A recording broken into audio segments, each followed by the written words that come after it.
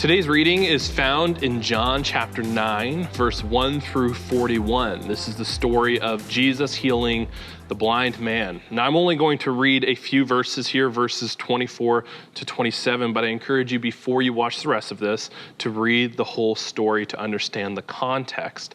But in this story, Jesus heals a man from blindness, and the Pharisees are wondering who, first of all, caused this man to be blind, i.e., who were the sinners, that sin that produced this man's blindness, and then how this man could possibly see again. The Pharisees need to prove that either there was some other action that caused him to see again, or that he was never blind to begin with, because they did not trust that Jesus actually healed this man and that Jesus was from God. And so that's where we pick up the story in verse 24 to 27. It says, "Then they summoned the man who used to be blind a second time, and they said to him, 'Promise before God to tell the truth. We know that this man is a sinner.' He replied, 'I do not know whether he is a sinner. I do know one thing, that although I was blind, now I can see.' Then they said to him, 'What did he do to you? How did he cause you to see?' He answered, 'I told you already, and you don't listen. Why do you want to hear it again? You people don't want to become his disciples, do you?'" I love the picture of the Pharisees in this story because I personally can relate to their zeal.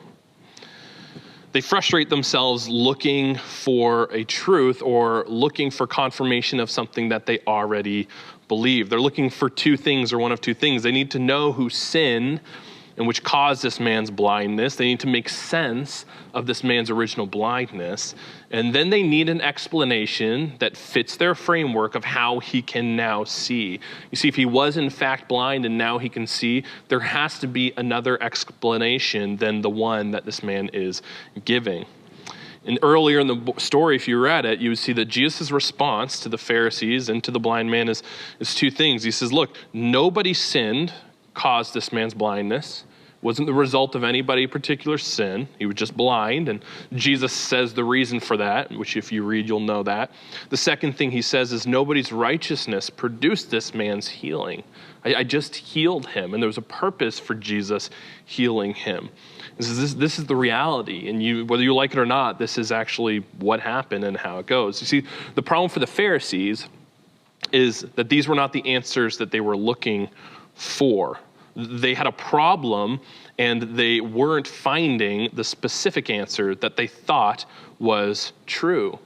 The answers to the question was breaking the framework of how they understand things. They were trained to think in a certain way, and it didn't fit that. It didn't fit their system.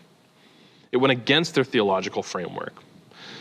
Another way to think about it is that their certainty about the clarity that they had on the matter was actually their blindness to the matter itself. They were so certain that it had to be a certain way, and they thought that that was true, that was actually what caused them to be blind about the very issue, the very thing. It says in the last verse, actually, if you keep reading, Jesus tells them that they're not just ignorant to the truth. If they were just ignorant to the truth, then they wouldn't be guilty. But he actually says the problem with the Pharisees in this case is their arrogant claims of sight. He said, you guys arrogantly claim to know with certainty what is true, and that's the thing that's keeping them blind. Now, I don't know about you, but I fall into this Pharisaic trap all the time. I prefer the security that comes with thinking that I know something, or thinking that I know with certainty. I like that security. I do not like just trusting God with things I do not understand or can't make sense of. My blindness is the confidence that I do know or that I can know certain things that I may never know or I may not be able to know. What I invite us today to surrender or to put to death in this season of surrender is the security that comes with certainty.